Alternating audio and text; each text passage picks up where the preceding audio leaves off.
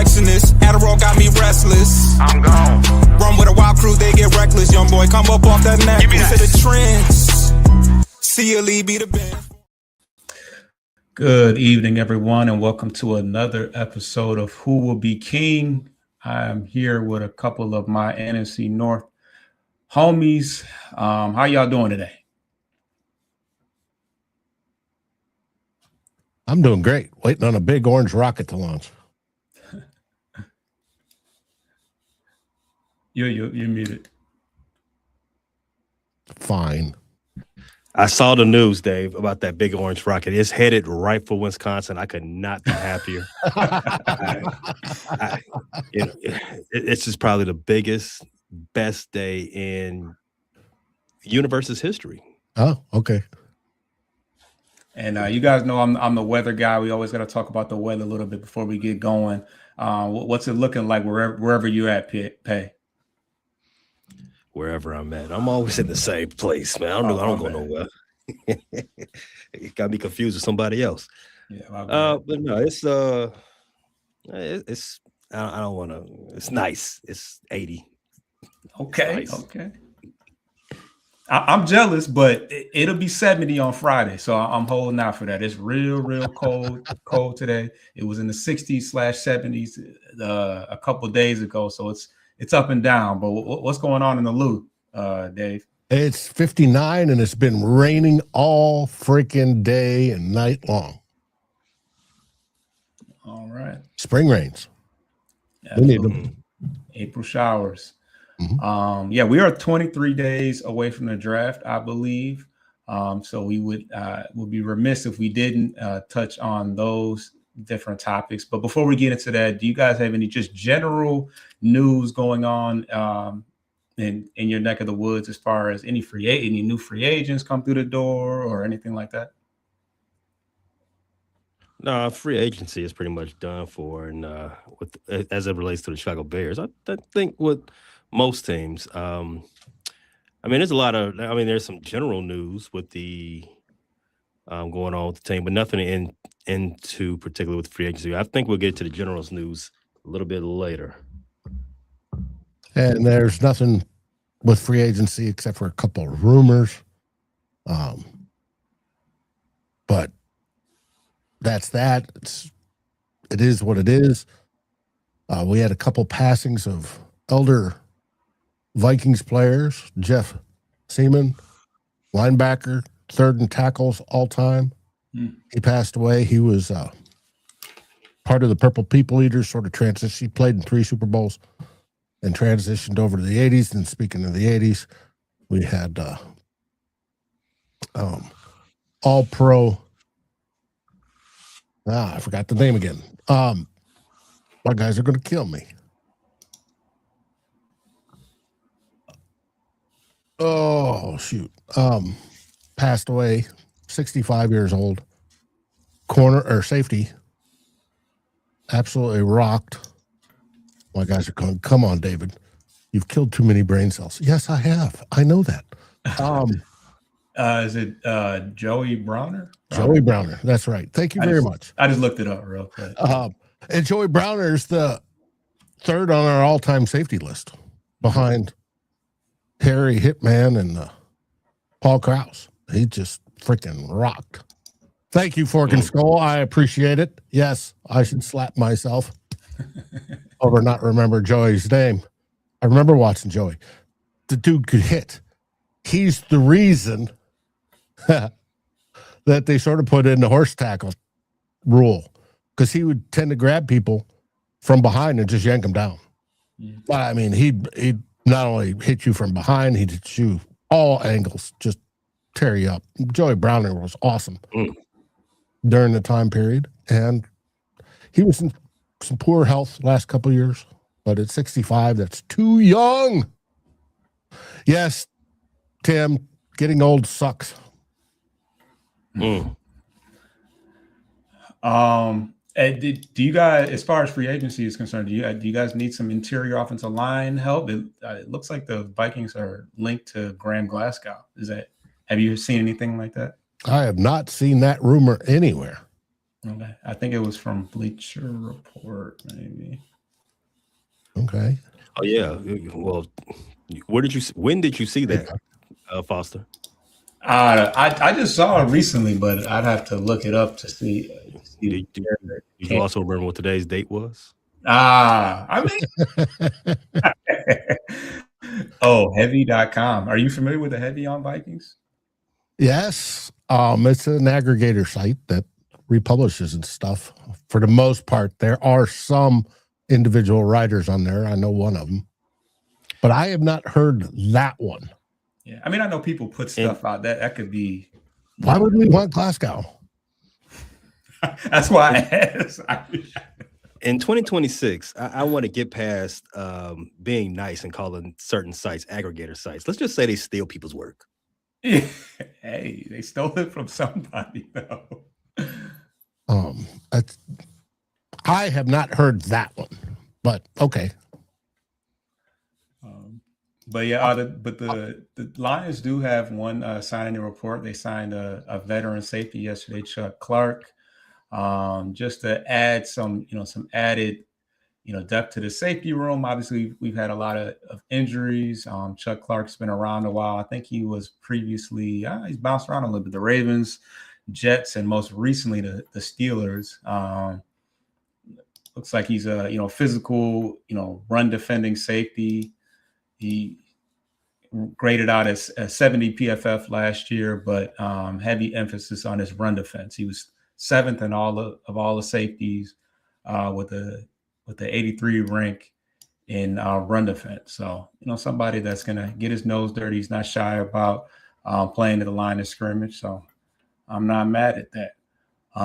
But the first thing we're going to talk about is the annual league meetings, which is where the coaches and some of the front office guys were down in Phoenix, Arizona.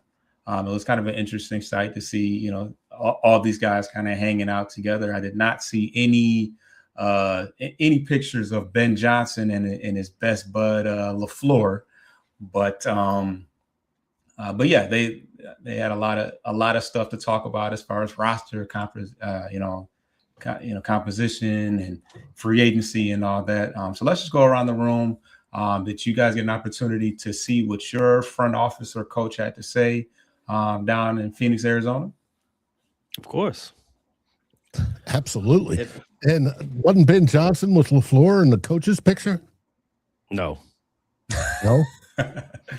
We don't do that fake nonsense in Chicago. If you are op, you are op for real. I didn't look to see where they're standing in relationship to each other, but that would be interesting. I'll have to go look that up. Yeah, Michael Phelps was there. Not in the picture. All right. You said they weren't even in the same picture, you're saying? Well, in that picture, of course, all the coaches are together, but not even in the secret photos, like Jay Glazer. He always has his day drinking event during the owners meetings. All the coaches there getting blasted, just letting their hair down. It sounds like fun. Dan Campbell definitely likes to drink. That much I do know. Dan Campbell was in all the photos, but you don't see Matt and Ben, BD Ben. You don't see them, chumming it up.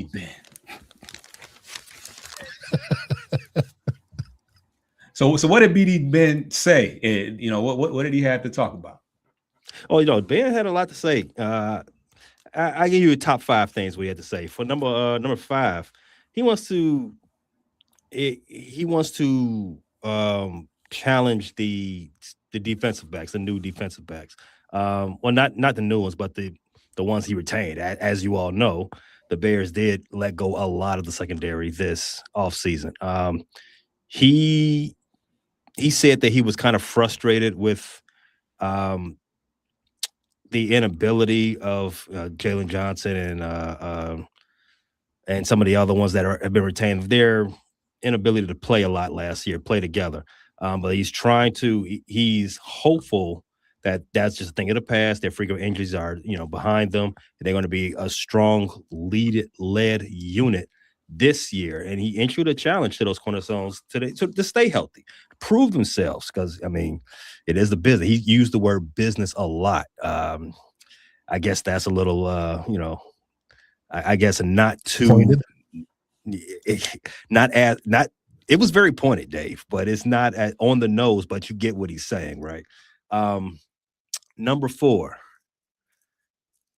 he wants to. He has number 4. He has new confidence. He has confidence in the new center he brought in, Garrett Bradbury from the New England Patriots. Obviously, no one's going to be Drew Dahlman unless you're the center for the Las Vegas Raiders. But you got to move on. Everybody wishes Drew Dahlman much success in his next chapter of life. And Ben's on that same path. He has confidence in that guy. This guy was a starter for a long time in the league. He was a starter for a team that went to the Super Bowl last year. He thinks he's a perfect fit for the Bears' wide zone running scheme, and he praised his pass protection skills, which has been, I don't want to say maligned or questioned by some of the media that cover the Bears. So as Ben says, he brings a lot of intelligence and a lot of experience to the position, so he's happy with that. I guess number 3 from what he had said would be he wants to keep the Bears flexible in the draft. Last year, the Bears filled a lot of their primary holes. So, and they did what they needed to do in free agency. They brought in Garrett Bradbury, as I said. They did trade for a left tackle and Jarek Ellis. More on that later. So going into the draft, you're going to do exactly what they did last year. They had a very good draft last year. BPA, best player available. You always want to be able to be flexible in that position because you never know who's going to be available. You never know who's not going to be available. Hey, the guy we really had our eye on, he got sniped from us. All right, let's trade back. You don't want to be stuck doing anything. Or a guy we didn't think it was going to be available. He's there. Let's go. So you like that from Ben. So number 2, what Ben Johnson talked about, he wants to see more out of Caleb. No, did I skip number 3? Or whatever. Number 2, he wants to see more out of Caleb Williams. He believes the young quarterback has not even scratched the surface of what he can be in this league. He's had a lot of potential, and a lot of other players, and other coaches in the league that were interviewed and talked about the Bears and what Ben Johnson's got going on with Caleb Williams. They all agree the same thing. They see a rock star in the making. But Ben Johnson did say that as well as Caleb Williams played last season, he has got to play better. He's entering the second year in the same system, which is not something Caleb has done a lot in his young career. Obviously, what happened in his rookie year. He had 3 different play callers. If you go back to college, he was transferred from Oklahoma to USC. So there's a lot of upheaval going on there. So we want to see it's going to be interesting to see what he can do, actually having some ability to continue to grow in a system. Number 1 thing, we want to move past last year's success. He said he's not talking about 2025 anymore. It ain't important. The team is 0-0 right now. We are not being complacent. We are not being entitled. We are not resting on our laurels. 2026 is a new year. Everybody, what you did last year, it does not matter. You didn't raise any banners. You didn't get any trophies. It's time to lock in and bear down. Well said. Dave, what you got going on in Minnesota?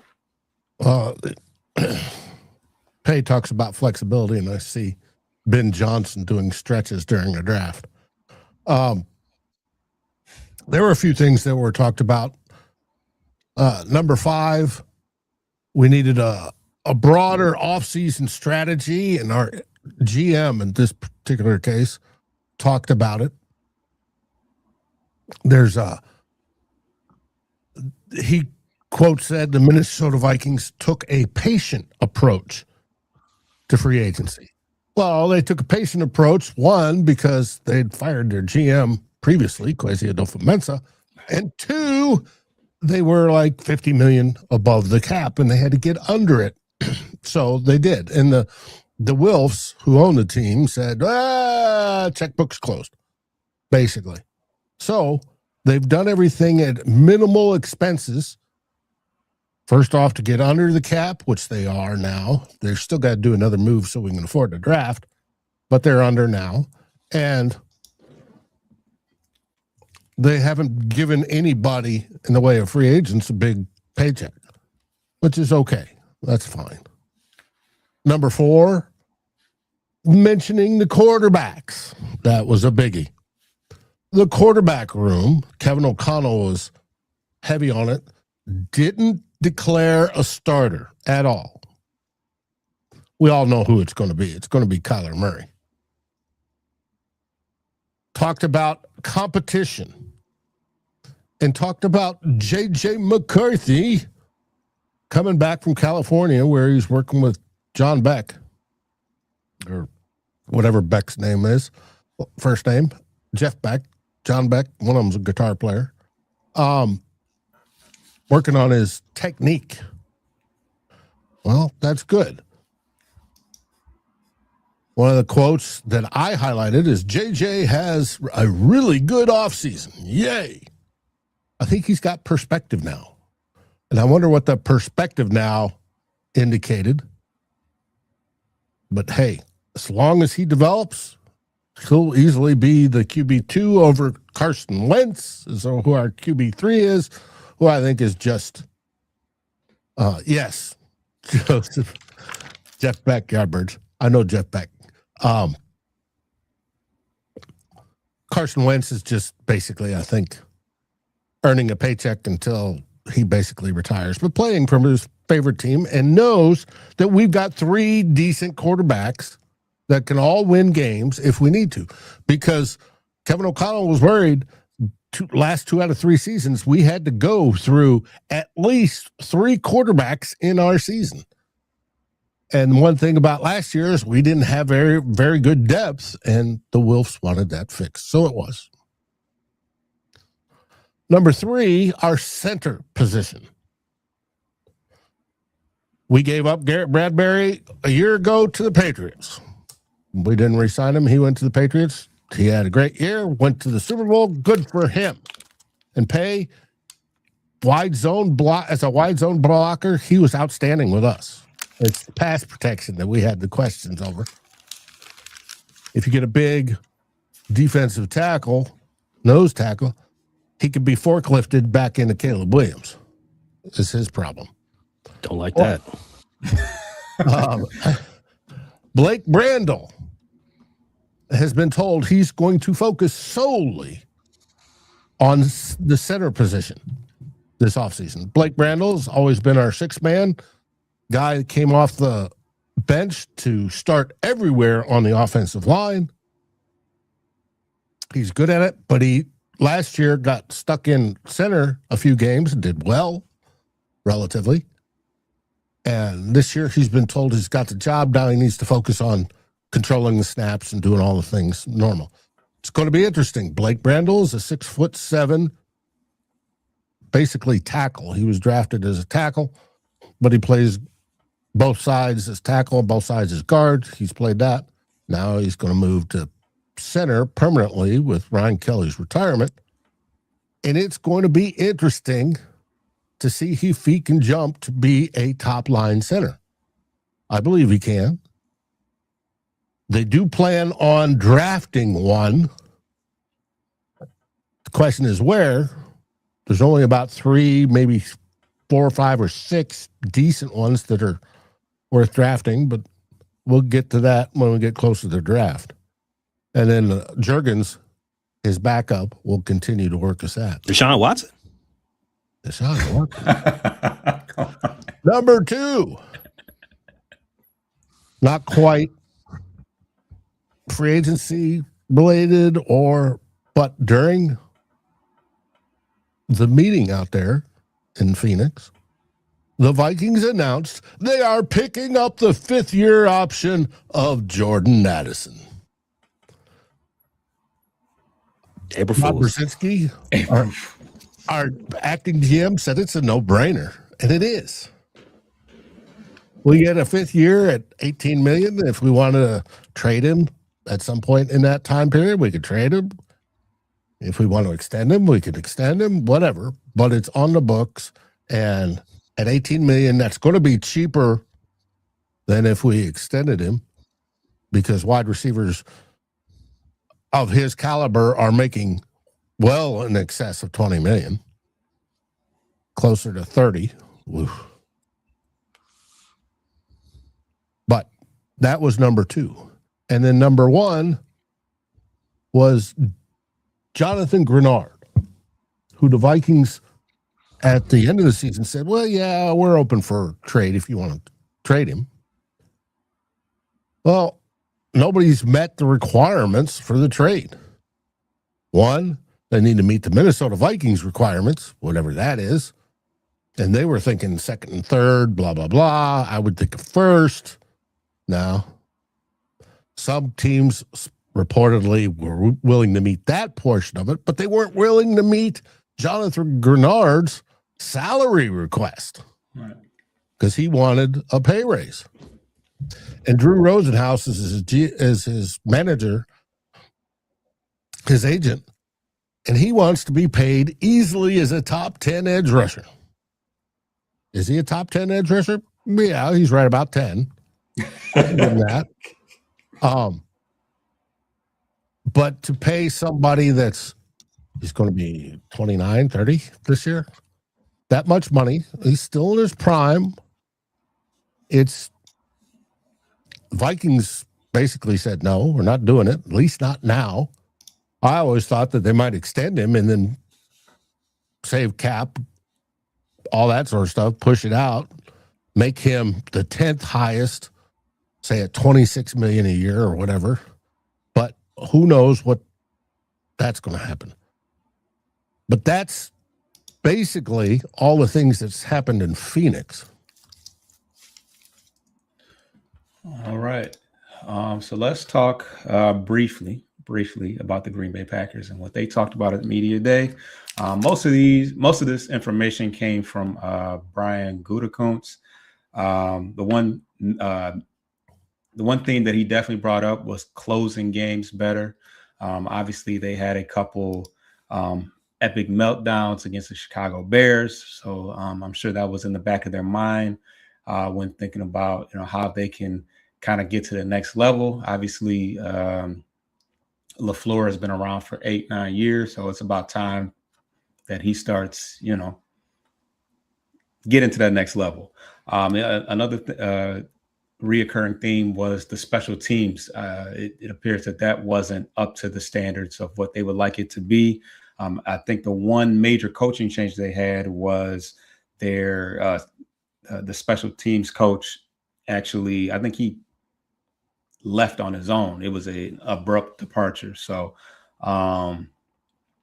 that'll be interesting to see what they choose to do. They've already obviously hired somebody. His name is Cam Achard.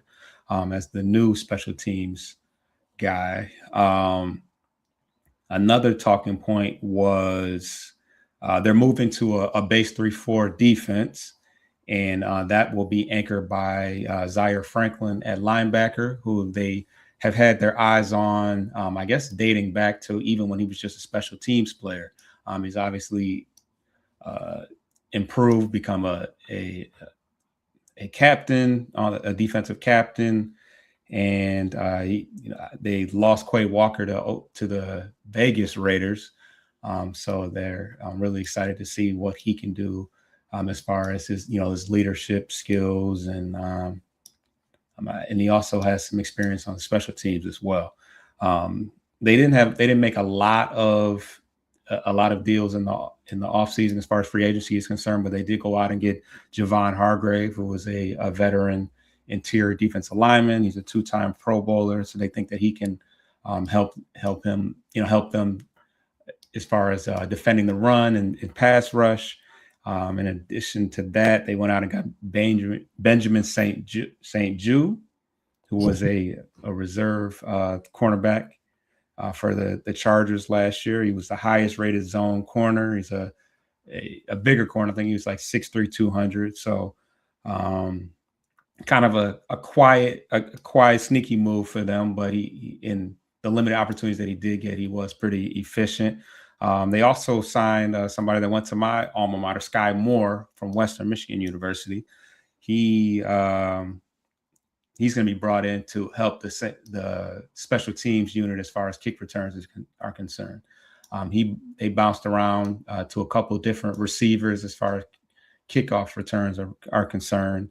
I think they were 23rd in kickoff return yards. So they hope that he can come in and bolster that group. Outside of that, they expressed interest in extending Christian Watson, who's been there off and on, their wide receiver one, but he's obviously dealt with a lot of injuries off and on. And yeah, that's about it as far as the Green Bay Packers are concerned. As far as not much. As far as the Lions are concerned, Dan Campbell handled most of the duties. I don't think Brad Holmes was present for that. He talked a lot about the current roster composition and how we've struck gold on a lot of our draft picks. So a lot of our extensions have come from within, guys like Amon-Ra St. Brown, Penei Sewell, Hutch, Kirby Joseph, as well as guys like Gibbs, Jack Campbell, and Sam Laporta, who will be getting extensions in the upcoming years. And he's just basically said that has kind of handcuffed our ability to really attack free agency in the way that a lot of people would want us to. He talked about how he wanted the roster to get younger, which resulted in the departures of Khalif Raymond, Alexander Zaloni, Al-Qadim Muhammad. And he said, obviously DJ Reader is still out there, and we'll just have to wait and see about that. Also, Taylor Decker is another guy he was recently was our longest tenured up until this point. He said the next phase of things will be kind of passing down the leadership roles as far as Penei Sewell taking over at the offensive line, and as well as Jack Campbell being the leader in the linebacker room.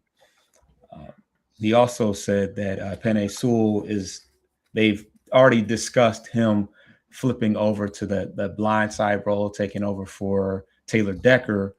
And Penei Sewell, that was his role in college. So he's not unfamiliar to him, but he didn't have to worry about that role as Taylor Decker was already there. And that pretty much covers the main topics of the Lions at meeting today. Penei will do at left tackle. I think he's pretty comfortable with it. I mean, that's the reason why he was the number 3 pick, is because he manned that position, and he's, as far as as a Lion, he's a all-pro offensive lineman. So I don't think that it'll be any issue for him, and that should help us a lot. We do have a guy here now. We signed somebody, Larry Borum, who I think is more comfortable at the right tackle position. So I think that will help us whether we draft somebody or not. Did you say Larry Borum? That's your boy, or he was there. He was there for. I love that for you. Yeah, I mean, I think that we're definitely still going to address the right tackle position. I think he's going to kind of bounce around a little bit, but in the event that we have to settle on Larry Borum, I hope that he can hold it down. Our biggest concern was definitely that center position, which we addressed with Cade Mays. So, but yeah, a familiar face to we went out and got a couple, familiar faces as far as Bears and Vikings. So no Packers from what I can, or actually No, the they tight just end. pulled from us. You said what? The Packers just pulled from us. Hargrave, right. So yeah, let's get to the first break and let's see what we got going on the back end of that.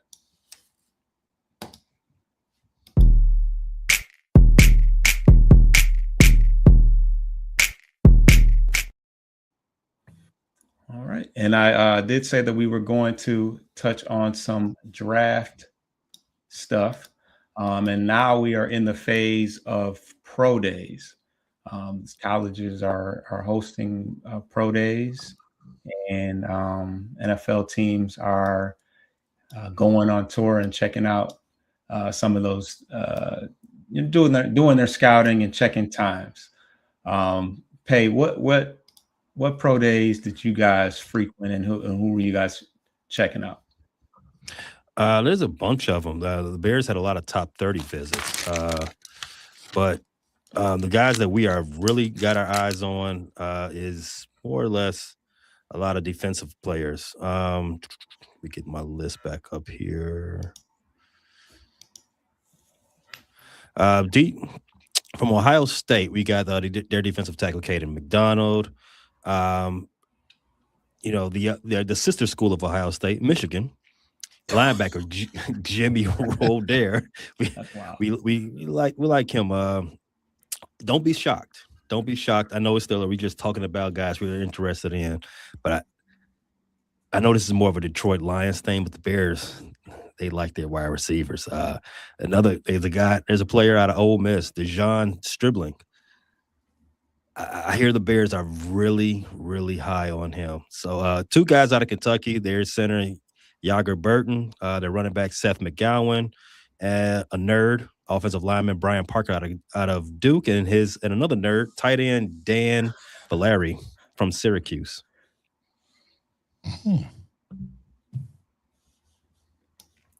Dave, where you guys been? As far as pro days, we generally send scouts to most of them, but for our top 30 visits, we've had Oscar Delp, tight end from Georgia, in Jonah Coleman, running back from Washington, Anthony Hill, linebacker, Texas, Damon Claiborne from running back, Wake Forest, Lance Mason, tight end, Wisconsin, another tight end, Tristan Lay, tackle, Clemson, Ted Hurst, wide receiver, Georgia State, and Emmett Johnson, running back. So it seems running backs and tight ends are the ones dominating so far. But it could point to where we're going. I don't know. For pro days, we've been to Jeff Caldwell, Cincinnati, wide receiver, Lincoln Parr, running back, Texas State, Scooby Williams, what a great name, linebacker, Texas A&M, Andrew Simpson, linebacker, North Carolina, Truman Wehrmeyer, fullback, North Dakota State. Wonder if we get a fullback this year, or we'll just go with a tight end converted into H-back sort of deal. Jacob Gill, wide receiver, Iowa. Do they even have wide receivers at Iowa? Good question. I mean, for what? why wouldn't they just play 14 personnel out there? Charles Demmings, quarterback, Stephen F. Austin, Xavier Harris, defensive tackle, Ole Miss, Jaden Williams, offensive line, Ole Miss, Jacobian Gilroy, the second defensive tackle, LSU, Ray J. Nelson, wide receiver, North Dakota State, Khalil Jacobs, linebacker, Missouri, Emmanuel Pregnon, offensive line, a guard out of Oregon, Alex Harkley, offensive line out of Oregon, and let's see, we have Rasul Faison. I wonder if he was related to Faison that used to play for the Vikings, running back, South Carolina, and Faison Love Kilgore. Do what, Pay? Maybe he's related to Faison Love. It could be. And Jalon Kilgore's safety out of South Carolina. So those are the pro days we've attended. Documented. All right. And the Lions, we were at Alabama viewing Ty Simpson. We went to Auburn. We were present to see Keldrick Falk, who's a name that we've mentioned quite a bit. We went to Georgia. Oscar Delp was a tight end, and Monroe Freeling, another name that we sing a lot, our offensive lineman. Penn State to view Drew Aller, yet another quarterback. Yes, another quarterback. And also the guard Ola Vavega Ione. It's a guard. Michigan to see Jay Sean Barkman, and also to see Derek Moore, who's an edge. And then LSU to see Mansour Delaney and Garrett Nussmeier, another quarterback. And we also hosted a couple pro days, had a couple meetings in Detroit with Tyree West, who's a defensive lineman, interior defensive lineman out of Tennessee, as well as DeMarcus Lacey out of Marshall. So those quarterbacks, dancing in my ear. So you guys are interested. Well, you guys want to go look at the, as your boy Dan Orlovsky says, best quarterback in the draft, Ty Simpson, huh? Interesting. Did he say that? Yeah, he said that. Hey, I mean, he ran out the back of the end zone, so of course he can run out the back of the of common sense too. So right? Yeah, it's like if it had been a different messenger, I'd be like, oh, I'd be all for it. But it's like, I don't know. Is the golf era coming to an end? I don't think so. I mean, I think that we missed the mark completely on the Hendon Hooker thing. That was 2-3 years ago. So you gotta, and then obviously we got Teddy Two Gloves, who's solid backup, but eventually you have to plan for the future, even if that's 3 years down the road. Oh, and Teddy's getting up there in age.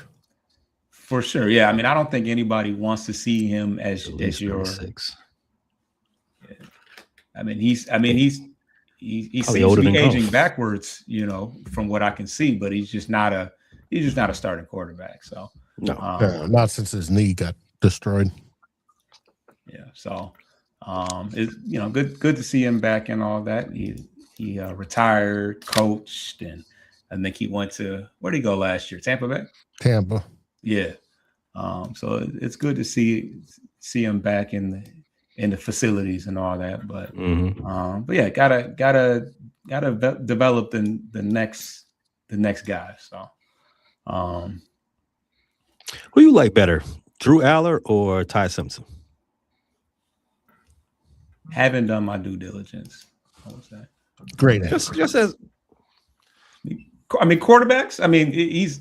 When I look at positions of need, I don't tend to focus too heavily on the quarterback. But just as players, I'm sure you watched them at some point during college football, their college football careers. Just who you like?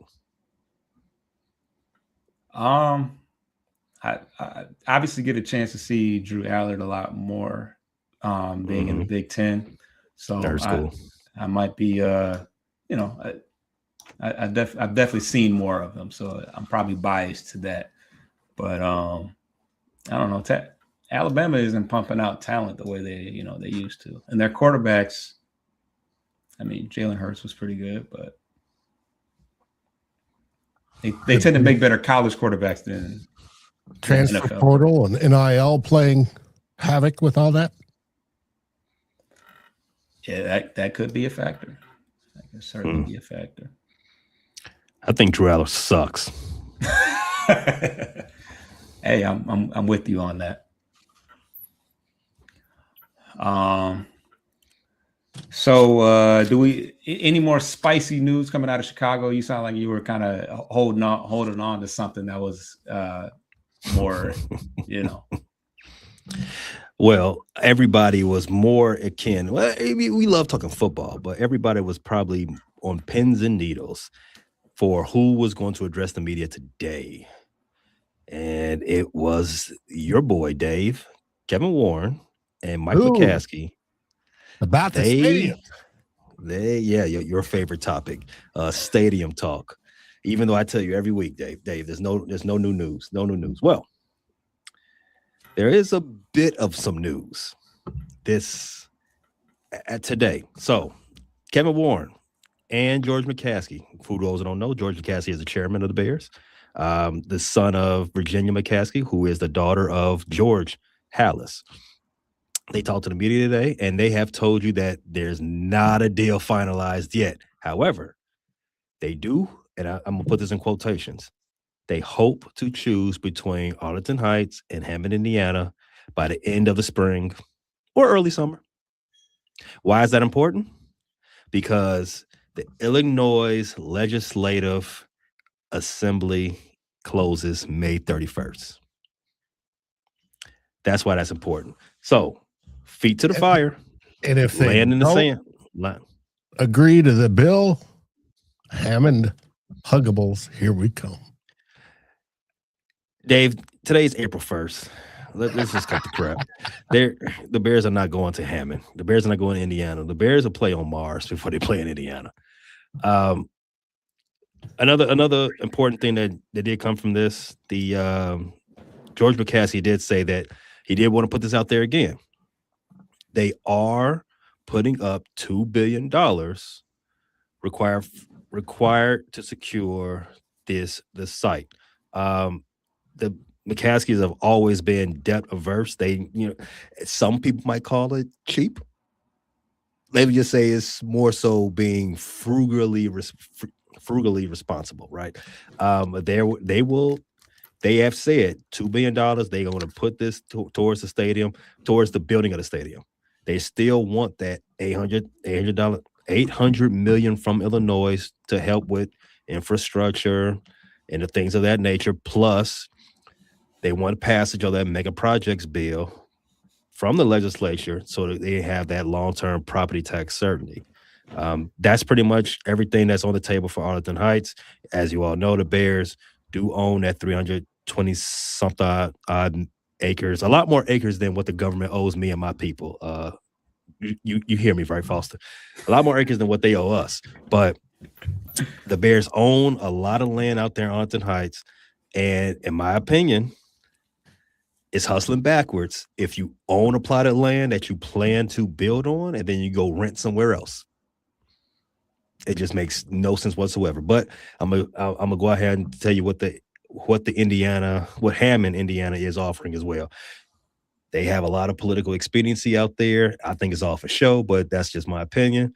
They did all that bells and whistles just to announce that they've created a stadium authority. That's all it did. And with that stadium authority, they now have the authority, to use that word again, to get whatever property lands and get whatever deals done in order to build a stadium off there. Now, there's a lot of things you have to do. They haven't had any mock-ups. They don't have any they haven't done the environmental tests and anything like that. You haven't done any of the necessary legwork that you have to actually put before you can actually put shovels in the ground. But Indiana's there. It's key leverage for the Bears and in their negotiations with Illinois. It is what it is. But May 31st seems to be the deadline to get things done in Illinois. All right. And before we get into good luck. Yeah, absolutely. Before we get into the hottest news with the Lions, there was some random trade rumors that I found, and it was between the LA Rams and Philadelphia Eagles. The Rams appeared to be testing the waters on an exchange for Devontae Adams and AJ Brown. Obviously, Devontae Adams is coming off a pretty strong year. I think he led the league in receiving touchdowns, but it would have been an opportunity for them to get a little bit younger at the wide receiver position. Devontae Adams was made aware of it all the way through, and they ultimately decided to not go with that. Well, do you think they made the right decision? Do you feel like there will be some backlash to the idea that they were looking to move Devontae Adams? What are you guys' thoughts about that? Have you heard anything about that? No, this is news to me. Devontae Adams is going on the move again. Still a very good player. For a long time, I thought he's the best wide receiver in the league. But, yeah, that's interesting. That will be shocking, to be honest with you. And they ultimately, decided to not go with that. But Adams did say that he would like to end his career in LA and play with Stafford for as long as he can. But yeah, it'll be interesting to see if there's anything more to that down the line. I wonder if it has anything to do with Kirk Cousins rumors. I shouldn't say rumors. Big V said, "Come on down. We'll have you." It's bit of a pay cut for Kirk, though, right? Does he work for that type of money? Does he work for backup money? Well, yeah. Well, he's going to be that, but it's the whole everybody that wants Kirk. Whether it be the Rams, whether it be the Niners, whether it be the Raiders, of course. The Raiders makes the most sense because he could start and have Mendoza, tootled while Mendoza came up to speed. But I don't know.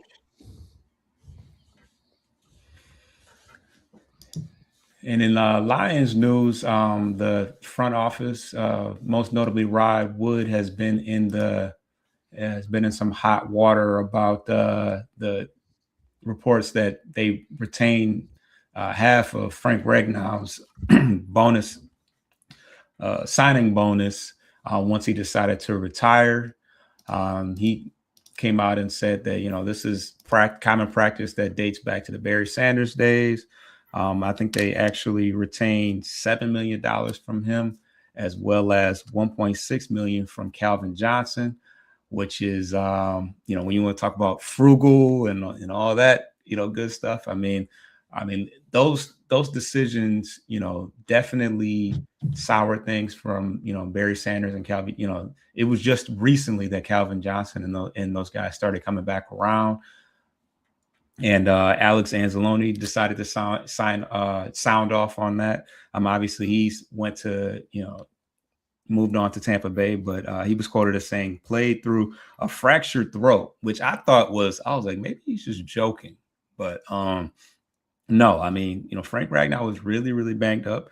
It said played through fractured throat, 1 week post meniscus cleanup with stitches, barely out, and with an inoperable toe. Hey, let me get that prorated signing bonus back.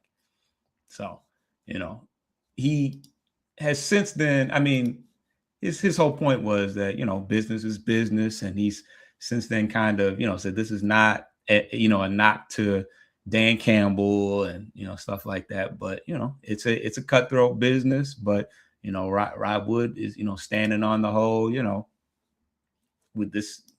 Hey, we did it to Barry. So Frank Ragnow thinks that he's that if he's not getting that, the same level of treatment, he's got another thing coming. So yeah, but it's not like he supposedly elected to retire, but then he came back and said, "I'll come play," and then he didn't pass the physical. If it's how the CBA is written, if you retire because you are physically unable to perform, you get all your bonuses, right? And he was basically physically unable to perform, and he proved that by wanting to come back and play, and was told, "No, you can't. You don't pass the physical." And it's interesting to see. I just thought the Lions are being cheap. as normal. I mean, you have an argument there, Dave. But if I'm Detroit, I'm telling them take it to court. We'll see. Oh, We'll see. they're going to have to. He's going to have to sue if he's going to hope to get to keep any of it. Mm-hmm. Fractured throat. I know. That's a bitch. I hope that can't be fun. I hope to do something like that to somebody's daughter later on. But that is a tough injury to play football with. Yeah, I mean, I can imagine how it gets physical in the trenches, but dang. Yeah, it just looks bad for Detroit. It looks like same old Lions. And you guys have supposedly gotten over that. Right. Yeah, that's supposed to be in the past. At least we're winning. Same old Lions used to be same old losing. But it was famous. Well, let me not say famous. It was well reported that Calvin Johnson, when he retired, and there was a strain in their relationship between him and the Detroit Lions due to money that they had held back, right? Was that the same reason that Barry and the Lions were kind of distant for so long after he retired too? Yeah, I mean, he said that he collected $7 million. They collected $7 million from him, which is quite a. I mean, when you think about how long ago that was, I mean, obviously, that's a chunk now. Yeah, yeah. So imagine back then. So yeah, he was, he's back. I don't know how they salvaged that and how they, clean that up. Calvin's back too. Calvin's back too. I think it took a little less long for Calvin, but yeah. So, but yeah, it was financially based for certain. So. Dangerous game for the Lions, pissing off your legends. Yeah, you're not legends. You're not going to have very well received Ring of Honor days if your legends are pissed. You know what I'm saying? Yeah, I mean, especially ones that are so present in, I mean, these are the guys that people come across when they're walking around. So, yeah, not good. The most recent situation is the whole Taylor Decker situation. And he basically said that there was no offer, post release, there was no offer made. I think the term ghosted was even used. So, and long tenured, he was around for the bad all the way up into the good. And it's just basically being played off as, hey, we're trying to get younger. And it is what it is. So I don't know. We'll see what results of all that. But Dave, what you got coming up? Caught me mid-sip. I did. My bad. We have the Real Fordo show tomorrow night, and Tyler's going to go over Draft 101. And we're going to talk about cliffs, how personnel in the draft, you may have, give an example, quarterback. You got round one quarterback, Mendoza, right? And he's going to go first overall pick. Then there's the drop to Simpson. Where does Simpson fall? And then there's further drops after that. And we're going to be talking about those levels. Where can you get a corner? Where does the cornerback drop off? Where does the edge drop off? All that sort of stuff. And we're going to look at this class in particular as to where those cliffs are. And then Sunday, of course, we're going to have 2 old bloggers, which will review the whole week in a long form format. And we have a good day or a good week. We're building up to the draft week, though. Draft week's going to be banging. We got at least 2 shows live a day, all draft week, and then through the draft, and we're live every single round of the draft. Hey, what y'all got going on? Mid-sip is crazy, but you guys will be busy. Oh yeah, we Back in normally are. person It's our best time of year. Yeah, it's Christmas for football addicts. Mhm. Over at Chicago, Frustrated Chicago Sports Fan Channel, Baseball Thursday is upon us. We have multiple baseball shows hitting the channel on Thursday. Check that out. The Sox suck, and the Cubs are getting off to a slow start so far. I mean, 3-3, but we'll talk about it in depth on Thursday, Friday. Hey, how could the Sox suck? We're only about a week and a half into the season. We Never knew, too soon. we knew it was gonna suck. They've entered the wrong record books yet again for a fourth straight season. But yeah. Baseball Thursdays are a fun time over at First Rate Chicago Sports Fan Channel. We will be talking about all Chicago sports news. There's some stuff heading out there coming from the Bulls. We got to talk about some of that nasty business, and we're gonna get our bearings from these owner meetings as well. So there will be a big football show where we go in depth on what we heard from Ben Johnson, Kevin Warren, Pace, the new offensive coordinator, Press Taylor, and give our thoughts on that. That should hit the channel on Friday. And as you know, Mondays and Tuesdays are basketball specific. Great things come from the Shot Bulletin and the Central Division Showdown on Mondays and Tuesdays. And then we circle back on Wednesday where we have our NFC North Roundtable. So check us out, First Rate Chicago Sports Fan Channel, located anywhere you get your pods, Apple, Spotify, and YouTube. Over on Bleachers to Speakers, I've been telling y'all for the last month, draft coverage. I promise, 23 days left. We're gonna hit the ground running on the draft coverage. Outside of that, we got the Pistons. We got a Central Division show, as Pay talked about, every Monday, and Tigers coverage on every Sunday. We're reviewing the week. The Tigers are off to a slow start as well. I feel like everybody who's doing good, I don't know. Everybody's off to a slow start. We got blank today, 0-1 with Scooble in the bump, which is never a good thing. But opening day is coming up on Friday. The weather's going to be beautiful. Hopefully the Tigers can get a win against I don't know how the Cardinals are doing, but they're not supposed to be very good this year. So that'd be a nice series to sweep. Wouldn't it? Wouldn't that be a great series? It would. Until whenever Chicago comes to town, if they come to town, that's the one. You can sweep the Sox all you want. That's perfect. Right, see, good one. See, there you go. 4. Oh yeah, I forgot. Tim is a Cardinals fan. They are 4-2. So STL, emphasis on the L part. They're off to a good start. As you know, they did play a particular team that's going to be worse than them to start the season. That explains some of that. However, water always finds its level, and I did say the L is going to be very emblazed with STL this season. All right. And our sound guy's still gone. But what do you say in Chicago, Pay?